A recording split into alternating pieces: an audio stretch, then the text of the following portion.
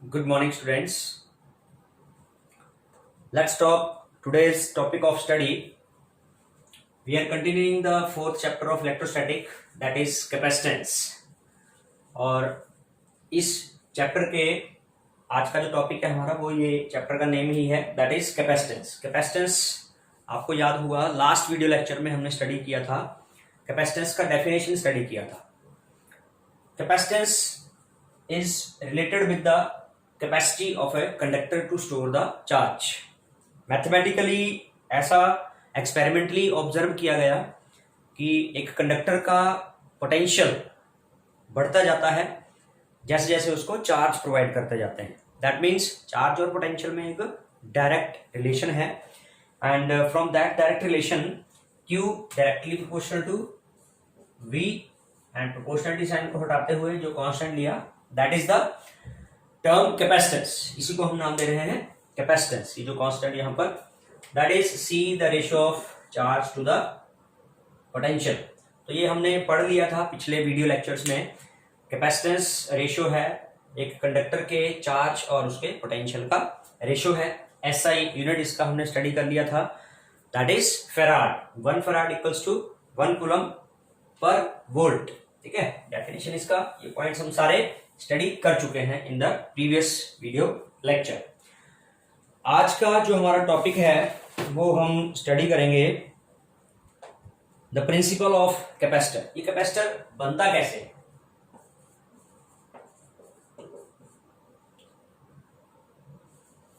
Principle of capacitor. हमने जो पिछले वीडियो लेक्चर में कैपेसिटर की बात की थी वो था एक आइसोलेटेड कैपेसिटर और एक आइसोलेटेड स्फेरिकल कैपेसिटर की कैपेसिटेंस भी फाइंड की थी हमने. लेकिन यहाँ जो एक अरेंजमेंट हम बनाने जा रहे हैं कैपेसिटर, मतलब एक ऐसा अरेंजमेंट कंडक्टर का जो जिसकी एबिलिटी हो लार्ज चार्ज को स्टोर करने की, which has the ability to store large amount of charge. तो उस सिस्टम को हम कैसे तैयार करेंगे उसके लिए देखिए ध्यान देंगे. We have taken conductor conducting plate. ये कोई कंडक्टिंग प्लेट है जिसको हम जितनी इसकी कैपेसिटी है उतना चार्ज देंगे. सपोज दैट पॉजिटिव चार्ज देंगे. जैसे जैसे इसको चार्ज प्रोवाइड करते जा रहे हैं इसका पोटेंशियल बढ़ता जा रहा है और इस कंडक्टर की चार्ज को स्टोर करने की मैक्सिमम जितनी एबिलिटी है उतना चार्ज इसको हम प्रोवाइड कर देते हैं. ठीक है, प्लेट ए को इतना चार्ज प्रोवाइड कर दिया गया जितनी इसकी एबिलिटी है. Let the plate is placed over an insulating platform. नीचे जो बेस है इसका वो इंसुलेटिंग है ताकि जो चार्ज इसको दिया है वो अर्थ को फ्लो ना. तो सबसे पहला स्टेप हमने क्या किया कि एक कंडक्टिंग बॉडी को, कंडक्टर को, प्लेट को जितना उसका मैक्सिमम एबिलिटी है चार्ज को स्टोर करने का उतना चार्ज प्रोवाइड किया है. ओके, नाउ सेकंड स्टेप में इस कंडक्टिंग प्लेट के नजदीक एक और कंडक्टिंग अनचार्ज्ड प्लेट बी लेके आए. This is also placed on the insulating base. Plate B neutral है, अनचार्ज्ड है और इस अनचार्ज प्लेट ए के नजदीक आने से एक इंडक्शन प्रॉपर्टी जो वर्क करेगी वो क्या होगा कि न्यूट्रल इस चार्ज्ड प्लेट के इस वाले हिस्से पर, इस नियर एंड पर नेगेटिव चार्ज इंड्यूस हो जाएगा due to the attraction with positive charge और दूसरे सिरे पर इधर बाहर वाले हिस्से पर पॉजिटिव चार्ज इस पॉजिटिव चार्ज से रिपेल होकर उधर इंड्यूस हो जाएगा. ठीक है, ये चेंजेस हो जाएंगे प्लेट बी में जब इस प्लेट बी को इस चार्ज प्लेट ए के नजदीक लाया जाएगा. क्यों लाए हैं हम इस न्यूट्रल प्लेट को यहां, क्यों लाए हैं? ताकि प्लेट ए की कैपेसिटेंस को और ज्यादा बढ़ाया जा सके. उसकी जो एबिलिटी खत्म हो गई थी चार्ज को और ज्यादा वो चार्ज स्टोर नहीं कर पाई थी, उस एबिलिटी को और ज्यादा बढ़ाने के लिए ये सेकंड प्लेट लाए हैं. ठीक है, क्लियर. अब ये नेगेटिव और पॉजिटिव चार्ज का क्या रोल होता है यहां पर प्लेट ए के लिए. दिस नेगेटिव चार्ज, ध्यान देंगे प्लेट बी का ये नेगेटिव चार्ज यहां से कुछ पॉजिटिव चार्ज को जैसे न्यूट्रलाइज करता है, कैंसल आउट करता है, तो इट मीन्स ये प्लेट ए के चार्ज को डिक्रीज कर देता है। This negative charge of plate be decrease करता है, चार्ज डिक्रीज करता है तो पोटेंशियल भी डिक्रीज होता है, और पोटेंशियल के डिक्रीज होने से कैपेसिटेंस क्या हो जाती है, बढ़ जाती है, क्योंकि पोटेंशियल से इनवर्सली प्रोपोर्शनल है कैपेसिटेंस। तो पोटेंशियल घटने से कैपेसिटेंस बढ़ी, यानी कि नेगेटिव चार्ज का रोल क्या हुआ, इस प्लेट ए के कैपेसिटेंस को बढ़ाने का काम करता है। दूसरी तरफ जो उधर पॉजिटिव चार्ज है, ये प्लेट बी का पॉजिटिव चार्ज प्लेट ए के लिए क्या काम कर रहा है, ये पॉजिटिव में ऐड हो जाता है, यानी कि चार्ज का अमाउंट बढ़ता है। इस पॉजिटिव चार्ज की वजह से चार्ज का अमाउंट बढ़ता है, चार्ज बढ़ने से पोटेंशियल बढ़ेगा, और पोटेंशियल के बढ़ने से कैपेसिटेंस कम होगी। That means the positive charge is playing the role to decrease the capacitance of plate A, और नेगेटिव जो है वो कैपेसिटेंस को बढ़ाने का काम कर रहा है। तो ये बेटरमेंट है। हम चाहेंगे कि जो कैपेसिटेंस को घटा रहा है चार्ज, उसको वहां से हम रिमूव कर दें। तो रिमूव करने का मेथड क्या होगा, क्या होगा बेटा, we can remove it by earthing. Earthing करेंगे तो ये जितना भी पॉजिटिव चार्ज जिसकी वजह से कंडक्टर ए की कैपेसिटेंस डिक्रीज हो रही थी, वो सारा ही चार्ज यहां से क्या हो जाएगा, रिमूव हो जाएगा, अर्थड हो जाएगा। ठीक है, will go away to the earth from here. So अब बच गया सिर्फ वही चार्ज जो क्या करता है, इसकी कैपेसिटेंस को एक सिग्निफिकेंट अमाउंट तक और भी इंक्रीज करता है। तो इस तरह से ये जो सिस्टम अब हमारे पास बना, that is a parallel plate capacitor. Shape के हिसाब से, क्योंकि कंडक्टर जो हमने यहाँ पर लिए हुए हैं वो प्लेट्स ली हैं, 2 डिमेंशनल सरफेस है ये, so that's why it is called parallel plate capacitor. तो इस तरह से ये एक अरेंजमेंट ऐसा बना जिसके अंदर सिग्निफिकेंटली लार्ज अमाउंट तक चार्ज को स्टोर करने की कैपेसिटी है, that's why it is called capacitor. ठीक है, now different names according to their shapes, हम टाइप्स ऑफ कैपेसिटर लिखें।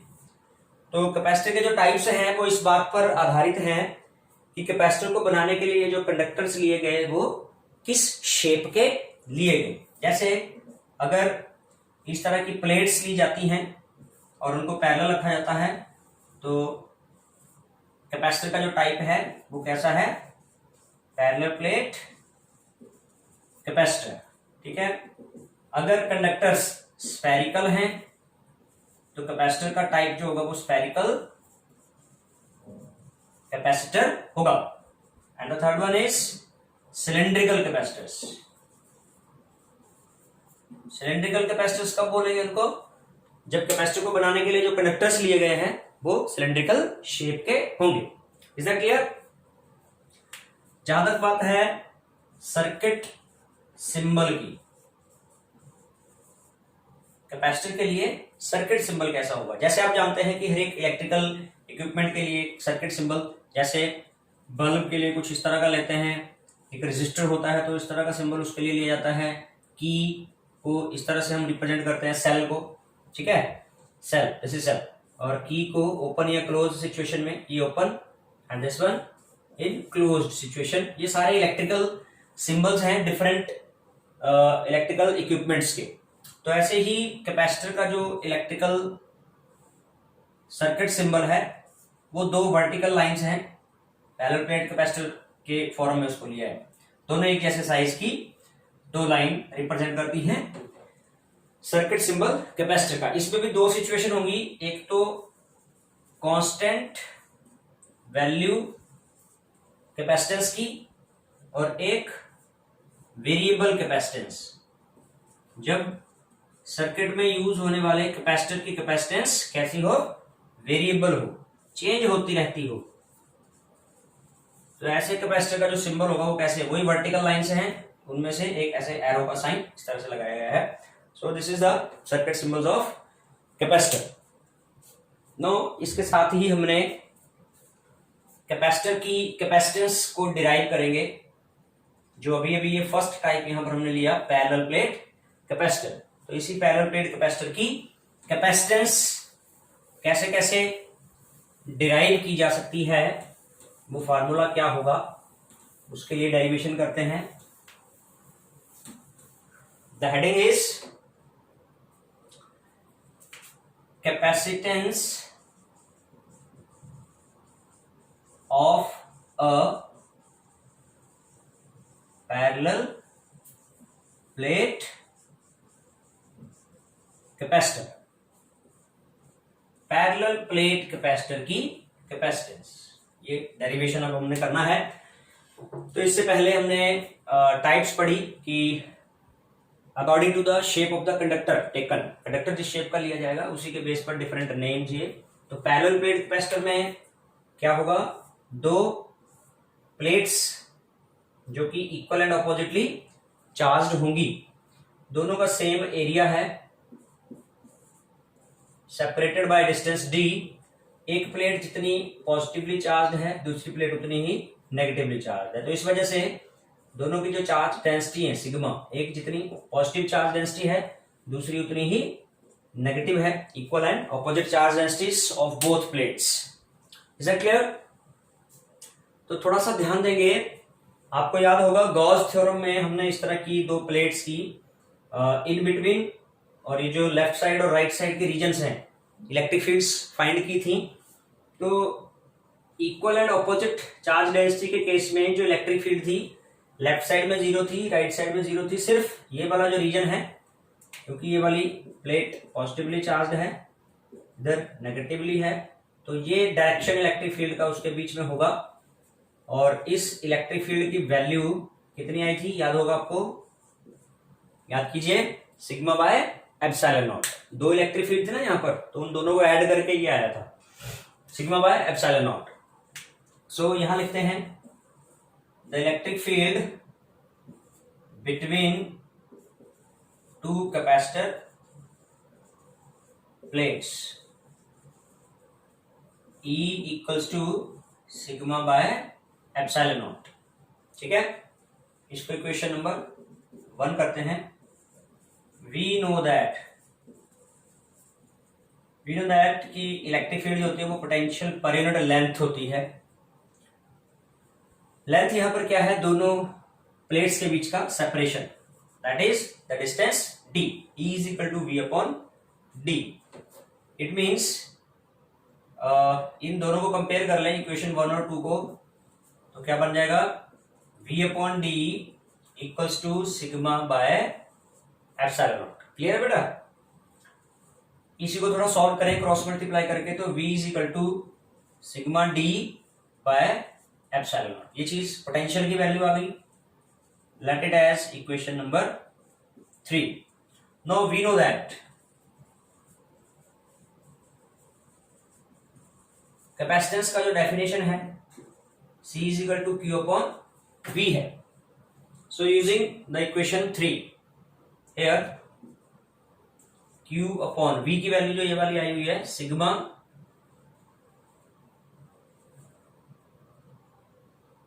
Sigma d by epsilon naught. ठीक है, इज दैट क्लियर? पोटेंशियल की वैल्यू यहां पर सब्स्टिट्यूट कर दी। And we also know sigma surface charge density है, जो कि charge per unit surface area, और एरिया हमने प्लेट्स का जो लेट किया दैट इज A, स्टार्टिंग में लिखना है हमने, तो Q बाय A। तो सिग्मा की जगह सब्स्टिट्यूट कर देते हैं, यही लिख लेते हैं आगे, C is equal to Q epsilon naught, और सिग्मा की जगह क्या हो जाएगा, Q बाय A। यहां आ जाता है, A ऊपर चला गया, और नीचे और क्या फैक्टर था हमारा, D। तो आप देख रहे हैं कि ऊपर नीचे न्यूमरेटर डिनोमिनेटर में Q आ रहा है, तो Q कैंसिल हो गया, and we are left with epsilon naught A by D। C is equal to epsilon naught A by D, जिसमें A पैरेलल प्लेट कैपेसिटर की प्लेट्स का एरिया है, and D is the distance of separation between the plates. तो ये formula हमारा parallel plate capacitor की capacitance का आया। क्लियर? सो डियर स्टूडेंट्स, आप देख रहे हैं कि यहां पर एक पैरेलल प्लेट कैपेसिटर की capacitance we have derived here. यहां पर हमने ये कंसीडर किया है कि दोनों प्लेट्स के बीच में यहां पर कोई मीडियम नहीं है, ठीक है। इसलिए जो परमिटिविटी ले रहे हैं हम, परमिटिविटी ऑफ फ्री स्पेस ले रहे हैं, एप्सिलॉन नॉट। स्पेशल केस में अगर हम थोड़ा सा यहां कुछ अलग सिचुएशन कंसीडर करें, the situation is if there is a medium of permittivity